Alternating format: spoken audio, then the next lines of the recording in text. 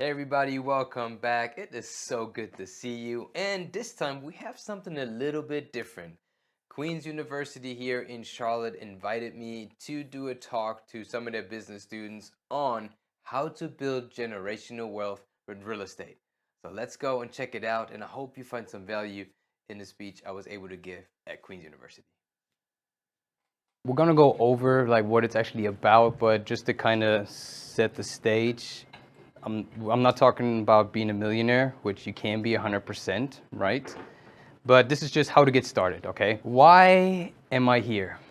To be honest, because I wish when I was where you are, somebody would have told me, right? We go to these schools, we get our degrees, we learn all these awesome things, but nobody teaches us the basics of how to be an adult.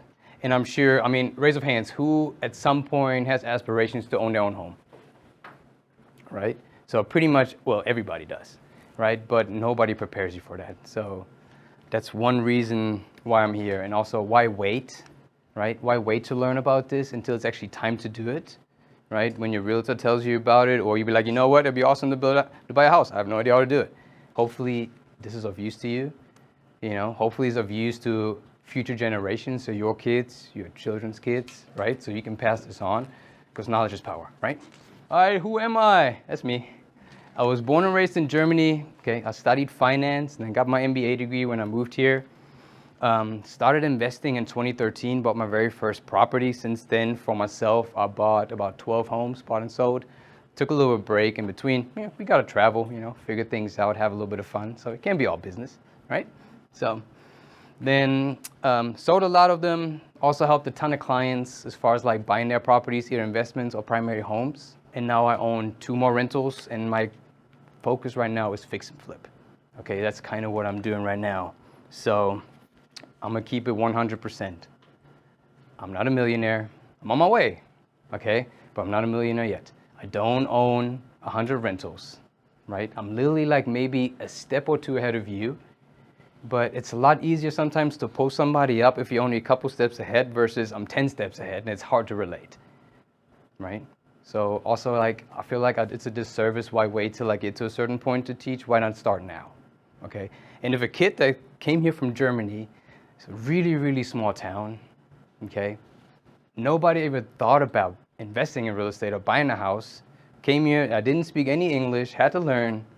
If I can get started, you can 100% do the exact same thing. It's not rocket science, it really isn't, okay? And when we get into this, if you have any questions, just raise your hand. We don't have to wait until the end, just ask. Cool? If you don't remember anything from this presentation, remember this one, okay? If you say you can or you can't, you're 100% correct, okay? The voices and the talks that you have with yourself is the most important thing that either are going to elevate you or keep you down, all right? So either way, you are going to be right. If you say I can do something or I can't, you're going to do this, okay? So hopefully you're going to say you can, because you 100% can. So the 2 loans that we're going to talk about today, there are more, but the ones that you are probably going to encounter more likely is going to be an FHA loan, or is going to be a conventional loan. Not trying to bore you to death with all these terminologies and stuff like that, but we got to know this stuff, okay, if we want to buy a house. Okay, FHA loan is a government-insured loan. It has more lenient approval requirements. What I mean by that, so you have less money down, 3.5% that you have to pay down on the purchase price of the house, okay? You have a higher likelihood to be approved based on your credit score. It's a minimum of 580. You can literally sometimes get approved with even lower than that, but your down payment will go up. And your debt to income. Does everybody know what debt to income is? Yeah? Okay. So your debt to income is a little bit higher. So if you have more debt, chances of getting approved for this loan is a little bit higher than a conventional loan.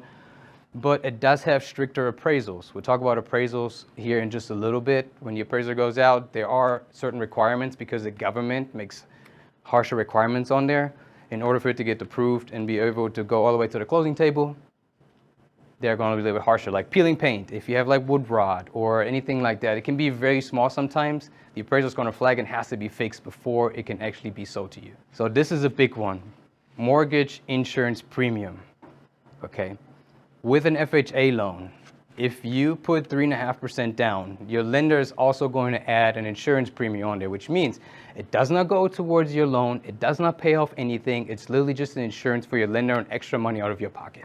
With an FHA loan, if you put 3.5% down, it will stay there for the remainder of the loan until you sell it or you paid it off.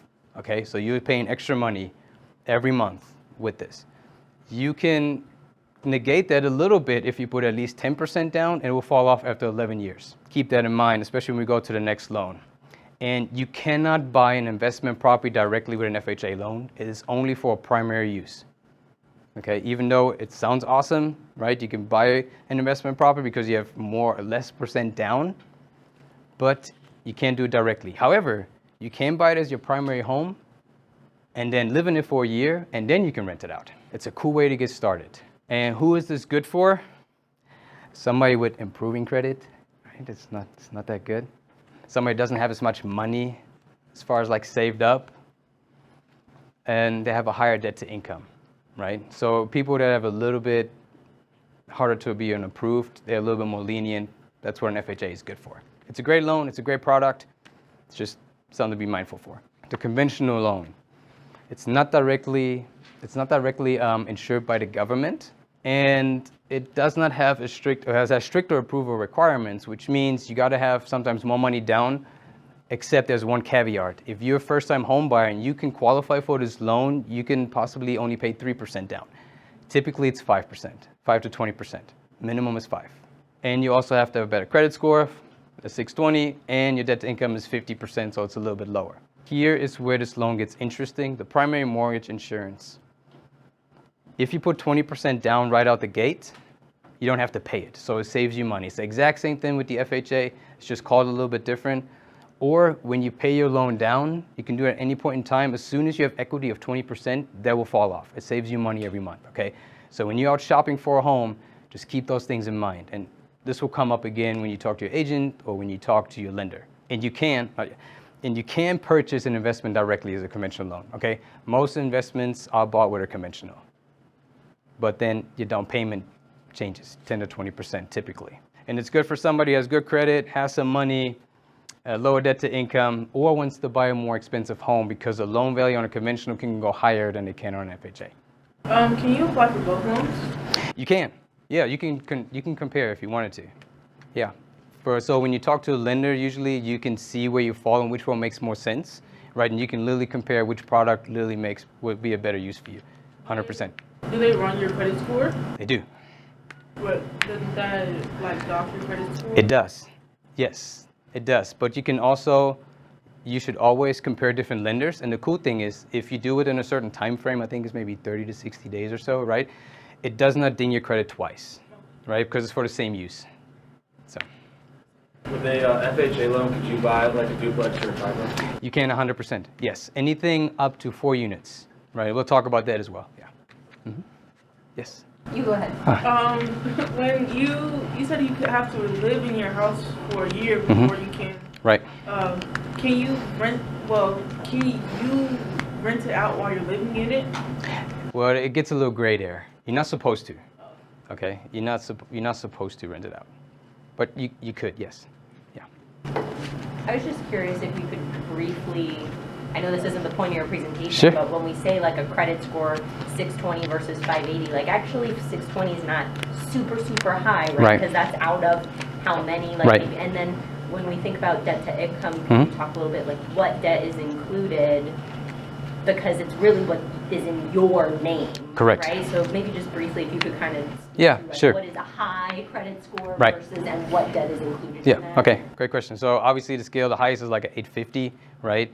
Ideally, if you want to buy a house, you want to have at least a 680. If you can have a 720, that's like prime, because your credit score is going to dictate what your interest rate is. The higher your credit score, the better your interest rate. So that's why credit score is really important. Yes, you can get approved for 620, but you're going to have a higher rate, right? Your terms are not going to be as favorable. And the other part, exactly? Oh, for the debt to income? Yes. Comes in that, right? Yeah, it does. Yeah, 100%. So the higher your debt is too, especially with credit cards, that will actually hurt your credit score as well. Credit cards, big. Anything, if your credit score, now I'm not a credit repair guy, okay, so take this with a grain of salt, okay? So if your credit card debt is about 30% or more, it's really bad. Okay, 10% they say it's okay, but you want to keep it as low as possible because they really, really kick you in the butt when your credit, like your debt on your credit card is really high, right? So credit cards, car loans, any kind of consumer debt that you have literally goes into your debt to income and they put it together. If you're married, they will combine it. What Okay. about student loans? Yes, student loans, yep, and that's based on your payment, In right? your name. Yep, in your name, correct. Yes. I have a question. I Yeah. find your topic to be really fascinating. I've actually did real estate for the last 10 years. And Okay. I have a real estate business myself. Heck yeah, man. Thank you. Talking about loans, one big thing that goes into that is interest rates. And those follow up things called credit scores. So with that being said, right now the market has a 7.5% interest rate. And that's the highest it's been in the last 2 decades. With that being said, for my fellow peers, do you think it's a good time right now to actually buy a home based on these high interest rates? Man, awesome question. I love that question. And yes, I do think it's a good time to buy. And this is why I say this. Let's say the interest rate is 7.5%. You'd be like, geez, this is high, right? My monthly payment, whew, man, I don't know if I can swing it.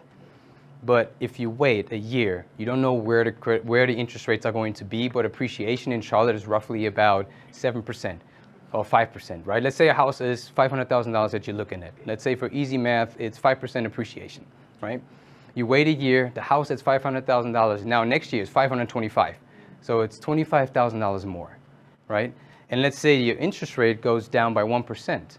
You may save monthly maybe $300-400, but now you spend $25,000 more on a house. How long is this going to take you to recoup? A long time, right? Also, once you live in it for 6 months, if you wanted to, and it makes sense financially, right? It should always make sense financially. You can refinance it to a lower rate if it makes sense, right? So yes, it is still a good time to buy because real estate is only going to get more expensive. And yeah, so that's why I think it's a good time to buy. Yeah, I agree with that. Because also what I think is that when interest rates go down, home prices go up. So Correct. overall, it's a lose-lose situation. Correct. Yeah. And right now with the housing shortage, right? I mean, the home prices stay elevated regardless of what happens, right? Because demand is so high, supply is so low. So we're in a very tricky situation. So, but yeah, awesome question. Awesome. All right, let's go to the home buying process.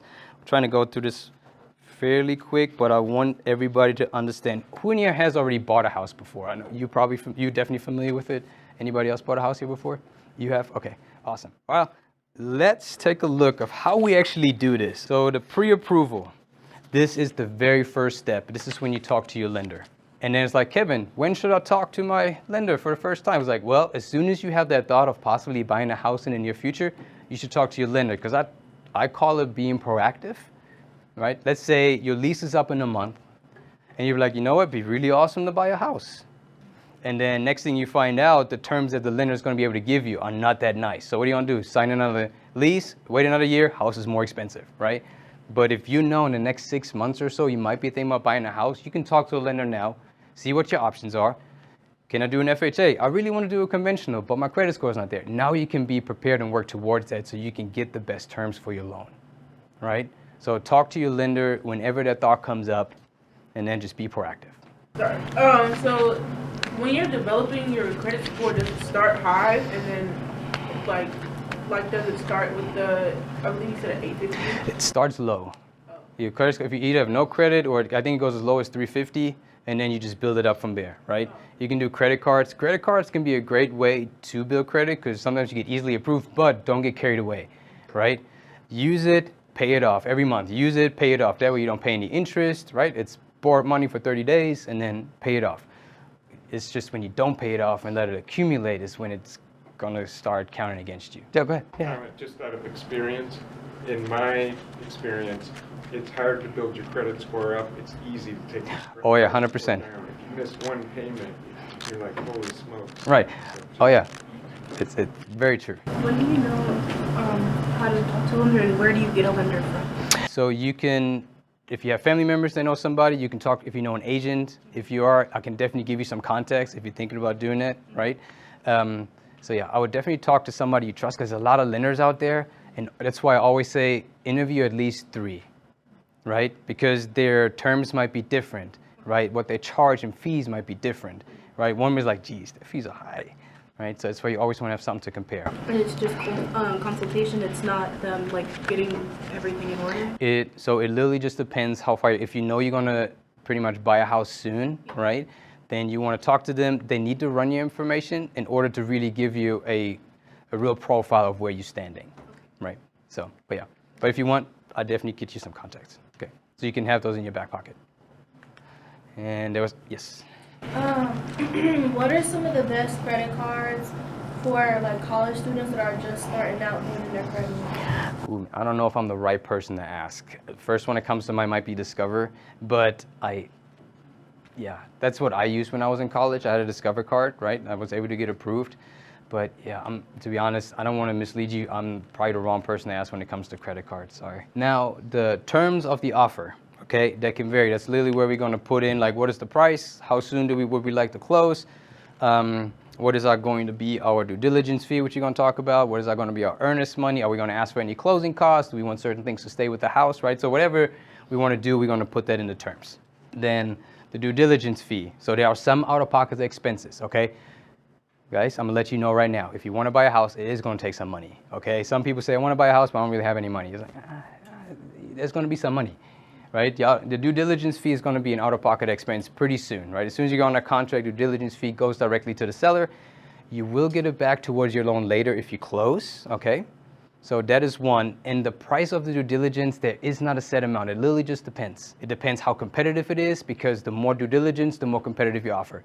If it's a multiple offer situation, just be ready to have some more due diligence. If the house has been sitting on the market for 90 days, yeah, here's $500, right? So it literally just depends. It's a situation by situation kind of thing. The next thing that's going to be out of pocket very fast is your earnest money. You will also get that back towards your loan later on, okay? Both of these things are like good faith things, right? So that's sometimes typically about 1%. Doesn't have to, again, situation kind of thing, how much it's going to be. Yeah. Now, the due diligence period. This is where we pay the fee to the seller. Here, Mr. Seller, here's my money. I need this to do it. Due diligence period so I can do my home inspections, right? And within the due diligence period, you can actually also back out of the deal for any reason, right? You will lose your due diligence fee, okay? But you can back out for whatever reason, and that's it. Wash your hands, see you later, try another house. So the due diligence period, the length also depends, right? If you want to make your offer more competitive, it's going to be shorter. If it's going to be like a house has been on the market for a while, it can be, 20 days, whatever, right? So, yes. So does the due diligence fee cover the home inspection or not? No, we're going to do that one next. Okay, the due diligence fee literally just gives you the right to inspect for the due diligence period. The home inspection is another out-of-pocket expense, depending on the size of the home. Let's say maybe around $500, $600 or so, right? And the home inspection, what that is, a home inspection literally gives you a general view of what the condition of the house is. Okay, you and I'm pretty sure, don't have superpowers, right? I cannot look behind the wall. I do not know what the piping looks like, the electrical. So what they do, they're going to do an inspection and give you a true profile of what the house actually looks like and the condition it's in. Now, they might make some additional recommendations because a home inspector is not an electrician, they're not a plumber, they're not a foundation specialist, right? But if they see something that's alarming, they might say, hey, you might want to have somebody like a specialist, electrician, whatever it is, come out and take a look at it. That could be an additional cost, but you definitely want to do it, right? It's worth it. Because you say, no, I don't want to do it. I don't want to get the specialist. Okay, and then a year later, all of a sudden you have to replace a panel or some piping. We're talking thousands, right? So spend the $300, $500, whatever they charge, right? Just to make sure, because it's an investment. Then we have the appraisal. It's not out-of-pocket expense that will get charged by your lender. Sometimes they give it back. I can't speak for the lenders. You got to ask them. And this is pretty much where somebody comes out, makes an evaluation of the house, make sure it meets what you're buying it for. Okay, to say the home is worth $500,000 and you're buying it for $500,000, cool. You're buying it for $500,000, the appraiser comes back at $490. What do we do now? Okay, so there's a couple of things you can do. Either the seller brings the price down to meet the appraisal value, or if it's competitive, you fork up the extra $10K, or you walk your separate ways if you agreed upon. Here's the deal. Just because it doesn't meet appraisal, you're still on the hook to buy the house. Okay? You can walk away, but then you leave on the table the due diligence fee and your earnest money. So you could do that. So, yes. I have a question for you. Yep. Throughout your slide, we can definitely tell it takes a lot of capital to get into real estate. How did you go about gaining the proper capital to get into real estate? And what would you say the startup cost would be to do your first home? Well, I guess it depends on how much you want to spend. But so I would at least save 3.5% down, right? Let's say if you have whatever your budget is, 3.5%. I can't do math that fast in my head, right? And then make sure you have those ready too, right? Be ready to have maybe 1% set aside for your due diligence, 1% for earnest money, and have money set aside to be able to do all your inspections. Because there's also going to be the closing costs. We're going to talk about that as well, right? So you're going to need some money. So I would say if you know you're going to be buying a house, right? Whatever that price is, save up 10% of that. And that is literally like that would be a safe bet, because that will cover your closing costs, your down payment, and it will cover your inspections as well. So. Does the due diligence fee and the earnest money increase depending on what house you decide to get? Mm-hmm. Yep. Yes, it can. Most likely it does, yes. Right. Certain situations it doesn't. Like I said, if you're buying something that's been sitting around for a while, right, and the seller's just eager to let it go, then they're not going to be as concerned. They just want to sell it, right? But typically, yeah, it would, yeah. Yeah. Is any of this negotiable? Of course, everything's negotiable in real estate. 100%. Oh yeah. Yeah, everything's negotiable. So like you say, $700 out of pocket. Okay, I take that back. The only thing that's not negotiable, that if it pertains to the house, yes. Okay. If it pertains to like your home inspector and your appraisal, they're not going to be like, the home inspection is $500. Be like, will you take $400? You know, they won't do that. But anything pertaining to the house, you know, as far as due diligence, earnest money, stuff like that, yes, that's negotiable, 100%. Yeah. And after that, we got closing. And this is where we fork up the monies. Write the check. It's going to hurt, but it's going to be worth it. So worth it. And you're going to sign a ton of papers. So you're ready to sign a whole bunch of papers. The nice thing is these days, a lot of lenders sometimes let you pre-sign their docs, so it's not going to take you too long at the closing table, but you're going to sign some papers. And closing costs, just to kind of give you some numbers, roughly of around 3 to 4% of your purchase price. That's why I said if you have 10%, that pretty much covers you to get going. Yes? Is there an age limit for like any of this or no? Age limit? Yes. You got to be at least 18. Okay. Yeah. Yeah, I understand. Yeah. Yep, you got to be at least 18. Okay. All right, congratulations, my friend. You are homeowners. How does it feel? All right? Give yourselves a hand. Yes. Yeah, homeowner. Woo-woo. Now the real work begins. No, I'm just kidding. Enjoy your house. But there's some maintenance, okay? And I learned this really late as well. So when I bought my first property, I did not know that. So I want to share this with you.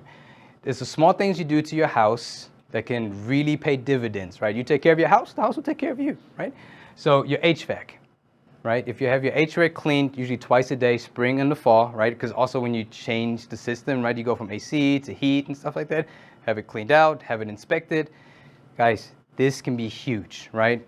Pay what the couple $100 it costs to do it. If you have to replace an HVAC, I've done it.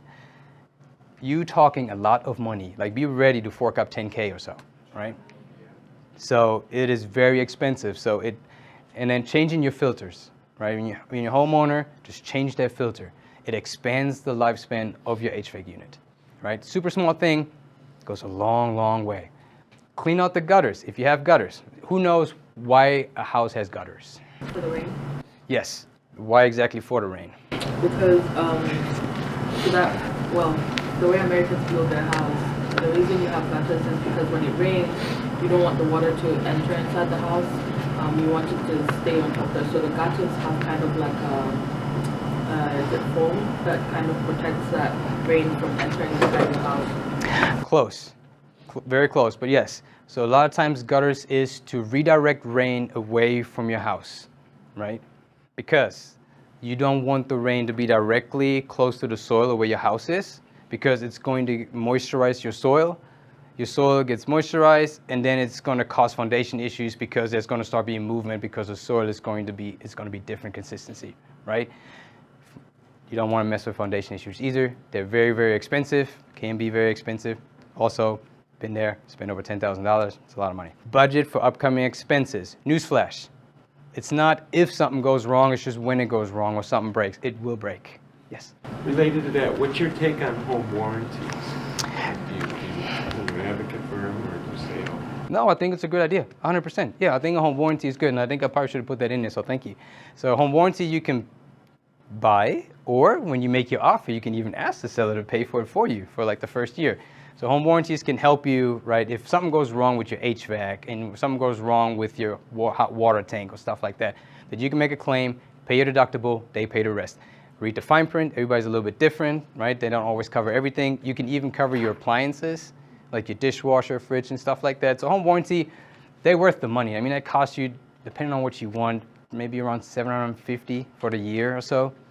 So it's definitely worth it. It can literally save you a lot of money. So thank you for bringing that up. Is home warranty the same, or at least close to home insurance? No, it's different.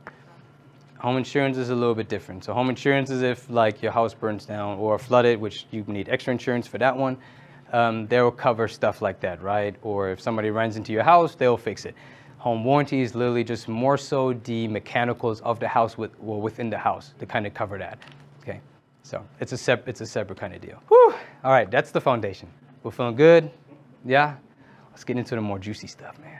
Let's get the juicy stuff going. Okay, real estate investing. Okay, let's go. All right, so has anybody ever seen this book? Man, okay, this book is one of the few books that literally changed the course of my life. Like, I literally changed my major because of this book, right? I went into finance because I read this book. I was like, man, I need to know more about money, make this money work for me, right? I'm gonna be a millionaire. But you know, I'm working on it. So I'm on my way. Hey, I said that in the beginning. I'm on my way. Yeah, but literally, if you have not read the book, this is literally considered the investor Bible, real estate investor Bible. It is awesome. It's an easy read and really easy to understand, right? It doesn't have a lot of complex terms, but man, it can be very impactful. So pick that one up. All right, 2 ways to make money. Again, we're only talking about rentals today, okay?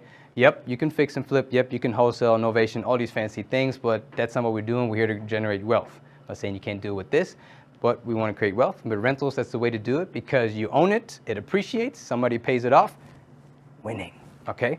2 ways to do it. We can do it with cash flow. We can do it with appreciation, where your property value goes up over time. All right, cash flow.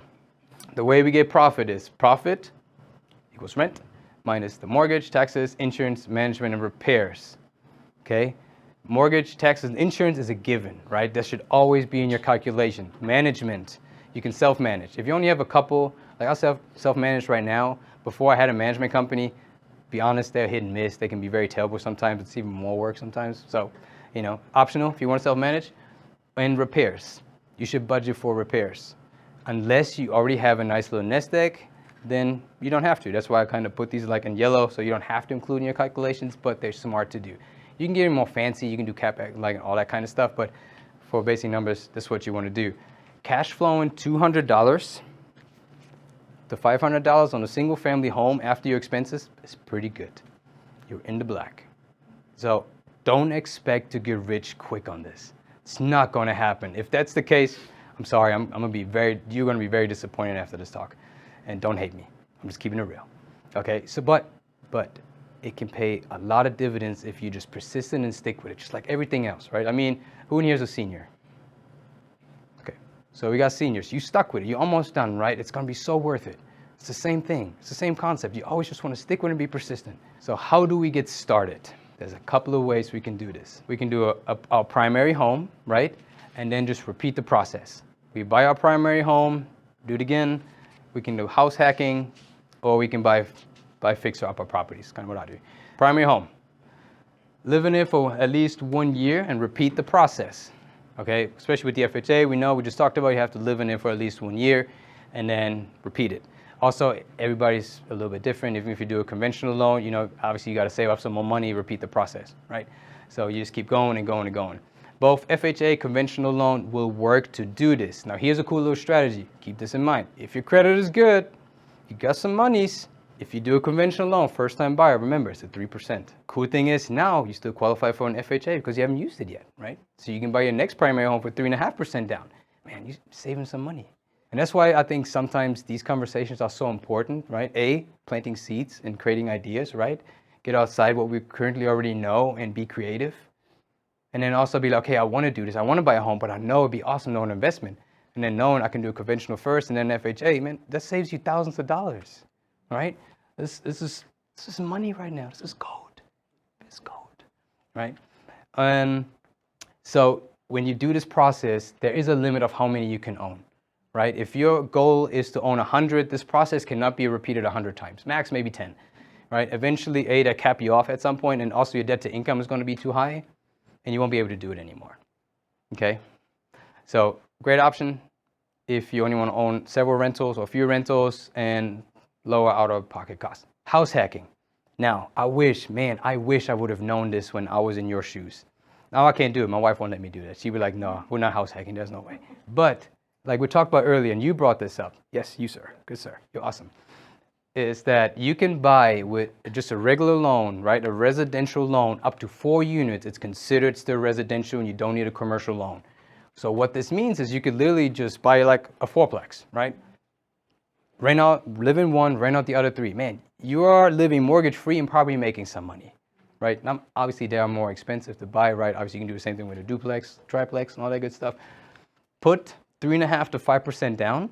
So the nice thing, even by a conventional loan, it used to be different. Now with a conventional loan, you can literally put 5% down as well. It used to be like 10 or 20%.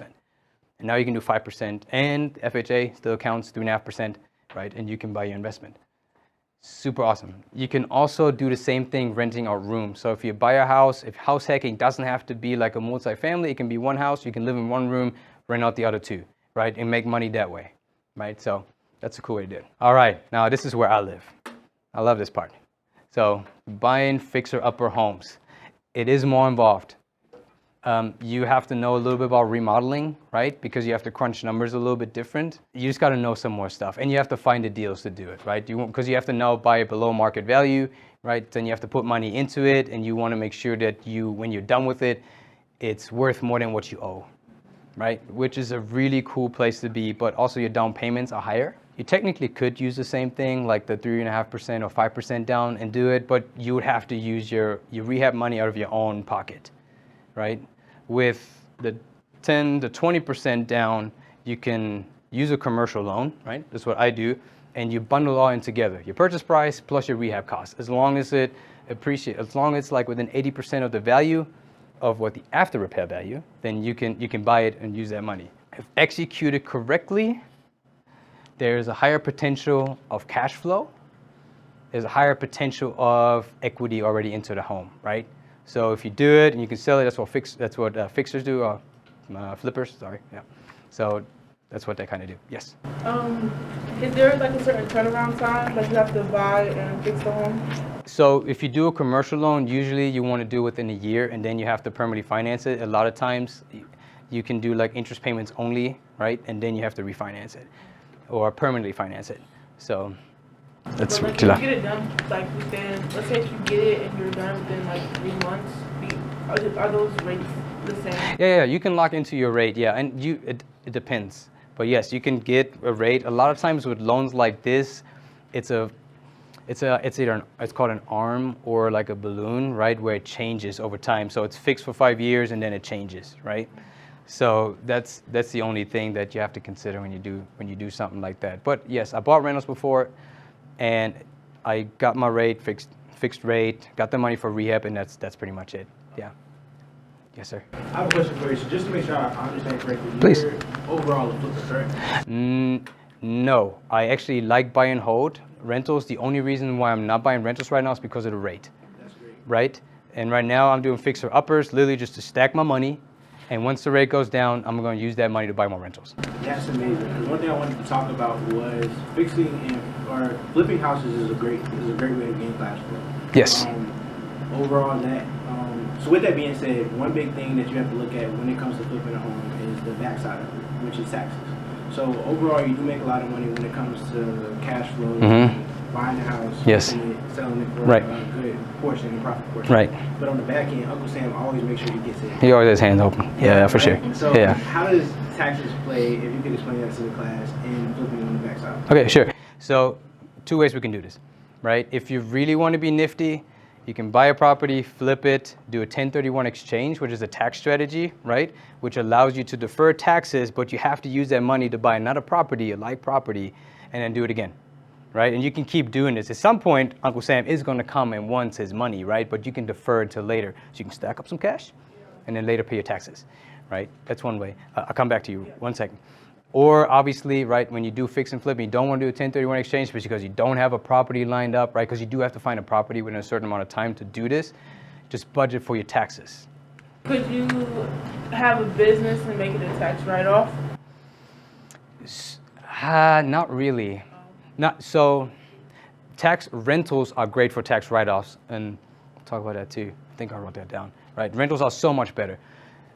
Fix and flip, no good for taxes, right? This is literally just the cash flow I'm producing. Uncle Sam wants all of it, right? That's why if you do want to do fix and flip, which is awesome, you can combine both, right?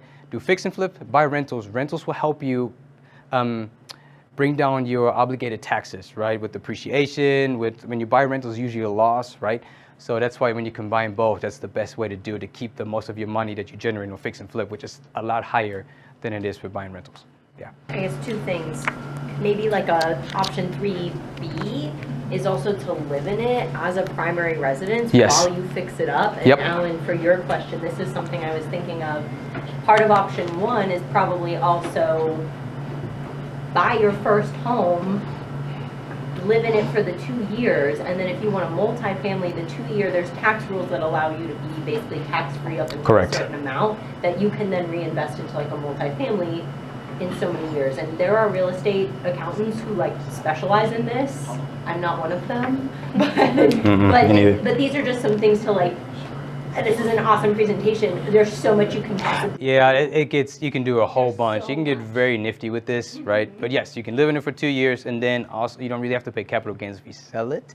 Again, I'm not an accountant, right? If you live in 2 years and you want to keep it, you can pull out equity and buy. Yeah, so there's a lot of things that you can do. So yes, thank you.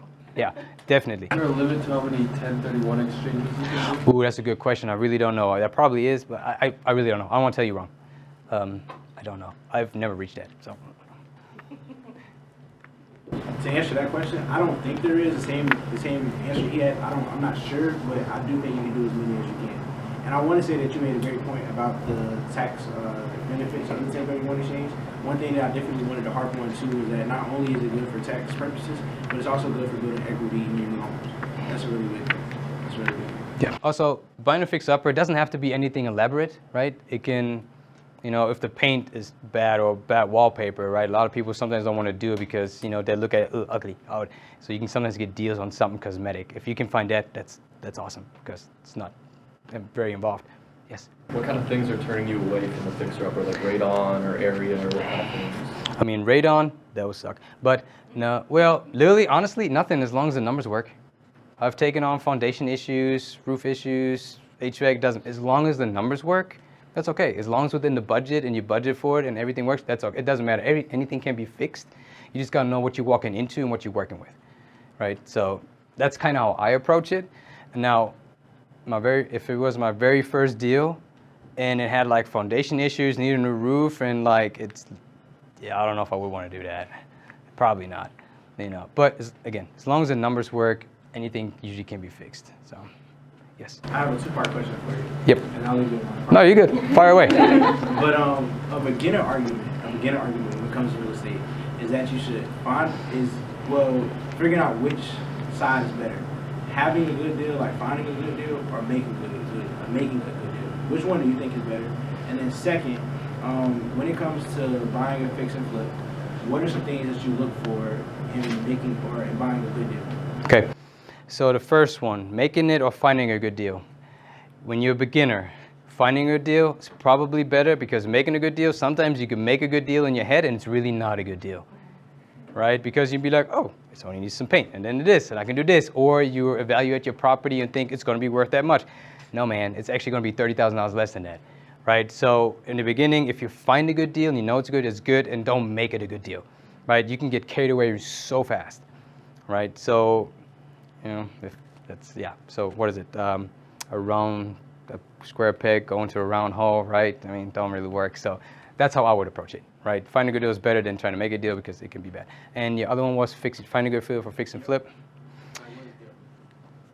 How to find them, or what am I looking for? When you're driving for dollars almost, so what are some things that you look for in a house to say, okay, I can fix it for this house? This is a good thing. Man, I think my contractor can fix anything. Flip it, man. That's a good thing.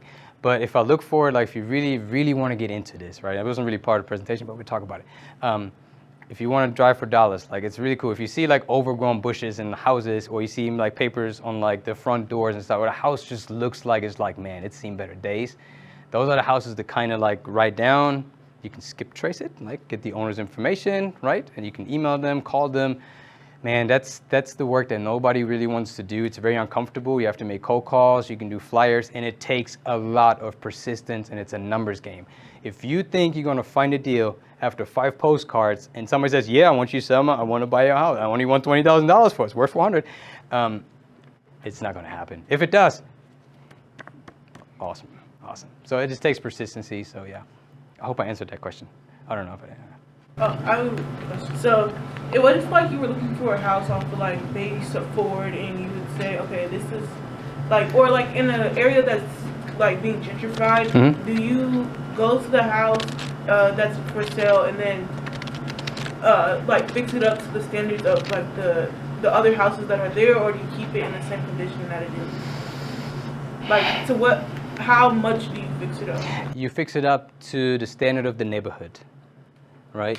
If you buy a house in a neighborhood that, you know, is like, let's say 500,000, you know, you're not going to remodel it to make it almost look like $1 million house, because you're not going to be able to recoup your money, right? So you literally always have to tailor to the neighborhood. So you're going to pull some comps and see, okay, here's a fixer-upper, somebody fixed it up, what did they do, what did it sell for, right? And can base it off of that, and you can put your own twist or colors and stuff like that on it, right? But that's what I would do. So always tailor to the neighborhood. So otherwise it's hard to get your numbers back. All right, the benefits of rentals. Money from cash flow, right? Which is immediate money. Home appreciates in value. Someone else is paying off your mortgage, which is pretty awesome, right? So you're not even paying it, somebody's paying it off. Be like, thank you very much, which is fantastic. Rentals are tax advantages. We kind of talked about this, right? To kind of help you. And it builds wealth over time. Again, it's a long-term play. This is not something that you're going to do in like a year and you think, yep, I'm done. I can cash in and just sip mojitos all day. The landlord life. Man, everybody says buy rentals, it's passive income. I'm going to tell you right now, it's not. Okay, it's not 100% passive. You're going to get calls. It's not the tenant calling you, it's the management company calling you, right? So you are going to be involved in some fashion. So it's not 100% passive, okay? Unless you get to a certain level, you have 1,000 rentals, and then you hire people and they take care of everything, but you got to get there first. So have money in reserves, just like your home. Things are going to break, right? Tenants will call you for the tiniest things sometimes, very tedious, and it's going to cost you money. So have money set aside when you want to buy rentals, or you think you want to be a landlord. It is going to cost money, okay? And it can be very frustrating if a rental makes you $3,000 a year and you have to replace an AC unit and there goes $3,000, your cash flow is gone for the year. But don't let that discourage you. They're still paying off your house. It still goes up in value. You're still kind of making money, okay?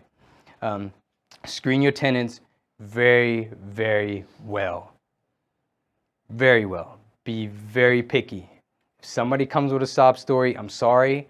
I mean, sometimes, okay, we got to be human, okay? Let me not be completely like cold or whatever. But you got to stick to your guns, because people will take advantage of you. And I'm not trying to sound mean again, but you just be careful who you let into your rentals, right? It's easy to accept somebody. It's really hard and costs money to get rid of them, right? If you have the wrong tenant in there, they can trash your place. It's going to cost you so much money, so screen them really well, okay? Have good relationship with vendors like handyman, plumbers, so you can call them if something goes wrong, they can take care of it, so you need those people on speed dial. And again, this is not a get-rich-quick scheme, okay? It takes time. It takes rentals to make a lot of money. So with screening tenants, is there like a website or application that you use to screen, or you kind of do it at home? Yeah, I mean, you can do, there are places where you can do the background check, you can pull the credit report, right? And then obviously on your application, you make them fill out where they lived in the past and where they work. One of the biggest things that I do, if they tell me who their current landlord is, they better have owned a house like the last 5 years before that. Because I want to know who their landlord is before that, because that dude has no skin in the game, or lady, right? because the current tenant, the current landlord, this could be a very bad tenant, and the landlord wants to get rid of him, and I'll be like, hey, how is this tenant? He's like, man, fantastic. It's the best tenant ever.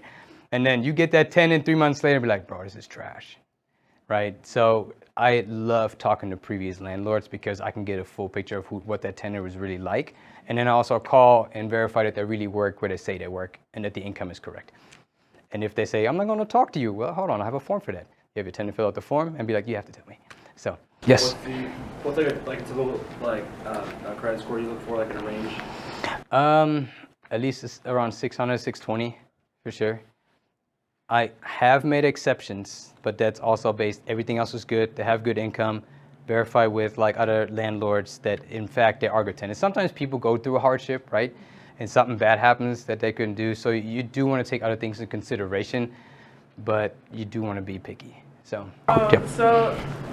when someone is looking to rent a house, do they directly contact you? Like if they want one of your properties and you're like, oh, well, I want to rent a house, so can I?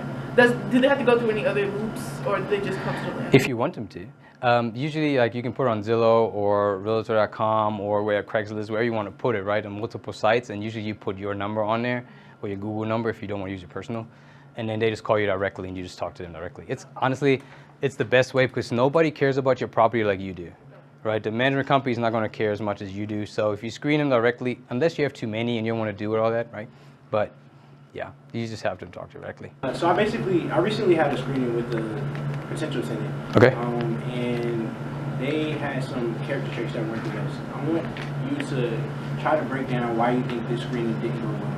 So first, I tried calling the tenant and they were bad to pick up. Where they pick up the phone and it was really late. I tried calling them again, they wouldn't answer, and I tried calling them again and they finally picked up. They were late to the time to actually show the property. When I got to the property, they were very eager to move in, saying that they came from South Carolina to North Carolina. On top of that, they said they were a two-part family, meaning that it was her and her daughter. But when she came to the property, she also had a boyfriend that was in the car and never got out of the car. Yeah. With that, the property that I showed was a 3-bed, 2-bath. She also said when she got to the property that it was very small and didn't meet her standards and was pretty big. Why do you think that wasn't a good tenant to bring in? Man, honestly, so I don't like when people show up late unless you have a good excuse, right? I mean, but then don't judge it just on that. I'm also very worried when somebody says, I want to move in really quick, right? Tell me a reason why, because sometimes they want to be really quick, or hey, I'm gonna pay a rent up front or whatever. Sometimes that can be a red flag because they have something to hide and they want you to overlook it, right? That's why you want to ask a lot of good questions, talk to the people in the past, right? That's what I would do probably if she wants to move in and be like, hey, cool, can you give me some references? Who is all moving in? Is the boyfriend moving in too? He has to fill out an application. If you're 18 years or older, everybody that lives there has to be approved, okay? So you gotta know that. Obviously kids don't, but yeah, I would ask a lot of questions. Do you raise rent, and like why would you raise the rent if you do? Because your expenses go up as well, right? Your insurance goes up, your taxes go up, right? Market value of the rent goes up as well, right? So you don't want to take people over the payment, but it's also a business, right? So you don't want to rip people off, but at the same time, you also in it for profit, right? And if you deliver a good product, and that's how I look at it, if you look at a good product, then it's worth something, right? So yeah, if insurance goes up, taxes goes up, and appreciation for rent goes up as well, then yeah, stay competitive. Yep, why do it? So look at the big picture, okay? For rentals and stuff like that, you want to look at it, it's a long-term game. Tenants will pay off your properties, home appreciates here around 5%, right? Which is awesome. It will over years, it adds up quick, which is awesome. And you don't need a ton of properties to eventually become a millionaire. All right, if you have 5 and they're all worth like $300K and they're paid off by tenants in the next 20 years, you're a millionaire. You're worth $1 million, right? It's not how much cash you have in your account, it's what are your assets worth, right? So it's actually not that hard. It is so doable. It is so doable. And you can definitely do this. Makes money 2 ways, cash flow and equity, right? Increase in value. And this is why I love real estate as well. You can pass this on to your next generation and they will be even set up better than you are, right? Because now they're having an asset that is free and clear and it keeps appreciating. Man, I have a friend of mine, he bought a fourplex just for his daughter so she can go to college, right? So when she is of age, that thing will be paid off. It'll be worth hundreds of thousands of dollars. And then she has the option, does she want to keep it and just manage it again and keep the cash flow? Or does she want to sell it, go to school, whatever, right?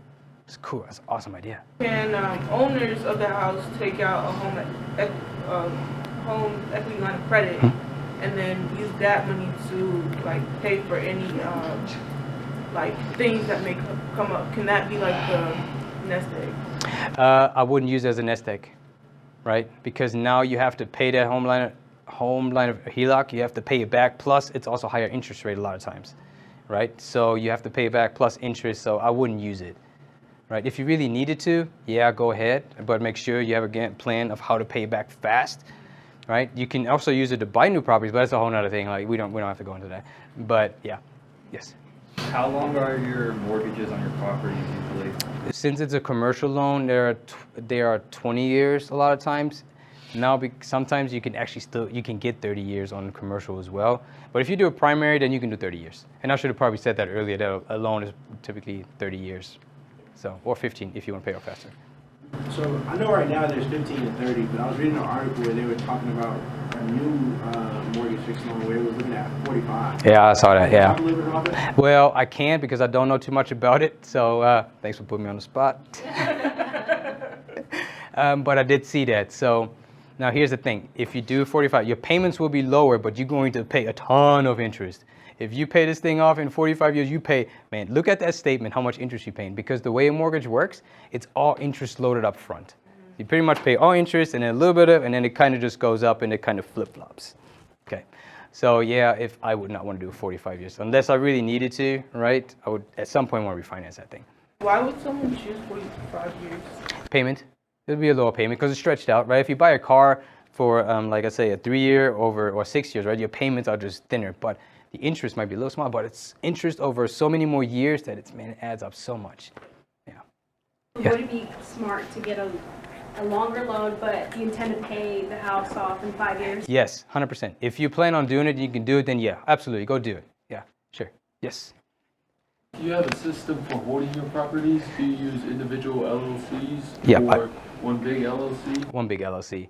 You can do individual LLCs. It can give you another layer of protection. Again, I'm not a lawyer. I'm not a CPA, right? So take it with a grain of salt. Be like, this guy said, no, I did not. I would deny it. No. So yes, I do one LLC and buy it through that, right? You can do individual LLCs. It gets a little more convoluted or complicated. At that point, I'll definitely get more like a lawyer involved to set that all up for you. But yeah, you can. Get an extra layer of protection for sure. Is there a reason why you would choose an LLC? Yes, it takes you as an individual away in your personal assets, away from the business. So if you ever get sued, they sue the business, but not you.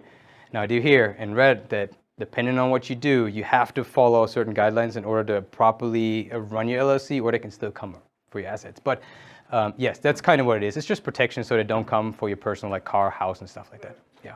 Yes. So I've heard about like the strategy to like buy a home, get a mortgage, and then refinance. What's the strategy behind like the benefits behind? Like buy a house? Yeah, or so to get like a property to then rent, and then to have that, and then to like refinance. What's okay. So did you buy it with cash or did you buy it with a loan as well? Okay. So the only reason why you want to refinance or pull out cash if you have you want to pull out the equity, maybe, right, and use that equity as a down payment for the next one, right? Is to keep going, yeah. But when you do pull out money, right, that means now you owe more money on your current home that you pull money out of. You make sure your numbers still work and you're still cash flowing, right? So you can just be like, yeah, let me take out all my equity. And next thing you know, oh shoot, I gotta pay $500 every month now. So yeah, but yes, that's a lot. I've done that. A friend of mine does that all the time too. So yeah, yes. When you pull out equity, can you defer the taxes just like if you would sell the home? No, it's a different deal. Because you already own it, so you necessarily pay taxes on it, right? It's already your money anyway, right? Because the equity in your house is yours, right? So they're not going to charge you taxes on it. Yeah. But even when you're pulling that equity, they still look at your credit?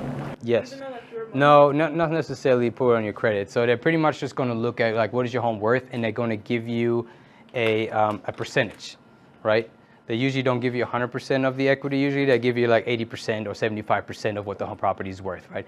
Let's say your property is worth 200 and you only own 50. They give you 80% of 200, and then the difference between the 150 and whatever that is. Does that make sense? Yes. Is equity? That's not a loan though? That's your money, or is it still a loan? It goes pretty much to your loan now.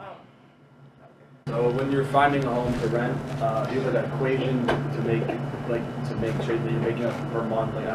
What's your kind of strategy behind making sure a house works with the price that it's at and what you can rent it for? Right. So obviously, like the equation was on there. Like you want to make sure, like whatever your mortgage is, right? Gotta know what your taxes are, your insurance, right? So you can get all these beforehand, and if you management and stuff like that, you got to see what is the average rental income, right, within your area, and it depends on what conditions your house in. Is it mediocre or average? And then see what have other homes rented for in that same condition or are currently rented for. It is good to see, like you can talk to an agent, right, to see what kind of homes that actually rented, not are currently on the market, because they've been sitting on the market, but they want too much money. Right. You can talk to the agent. You can call a property management company. There's rentalmeter.com can give you a little bit of an idea. Right, and you can kind of see, and then you just kind of, it is always smart to run your numbers conservatively. If you make extra, perfect. But worst case scenario, if you make money, it's awesome. Right, so yeah, always compare to what the area has to offer and how your property compares to those that have been rented. Yeah. Sorry, but like, how should renters look at the landlord? Like, we went through the process of a landlord looking at a tenant, but how should a tenant look at the landlord? Well, they should love me. No, I'm just kidding. No, obviously, you can literally, I'm trying to see how to answer this best. The way I look at it, obviously, with your landlord, you're on rentals, you're still in the customer service business, right? You want to make sure that you take care of stuff, right? So I don't know the only way to really find that out if you can talk to current tenants and be like, hey, how responsive are they? Are they like slumlords, or are they actually good, right? Because they probably won't tell you. Or ratings. I mean, that's the only way we can really do it to rate the landlord is by talking to other tenants just to see, hey, what is the story? How are they? You know. So I hope that answers it. It'd be a little hard, yeah. So, all right. Well, guys, I appreciate you letting me talk to you today. I hope there was a little bit of valuable information. If not, I'm very, very sorry. But yeah, just remember again, if you don't remember anything today. Okay, the one thing is, if you can or you can't, you are correct. All right, so make sure that you stay on the can side because sky's the limit. Okay, cool. Well, I appreciate you. Thank you. And just one more thing, if I made any mistake or said something wrong, again, I will deny it. Deny it.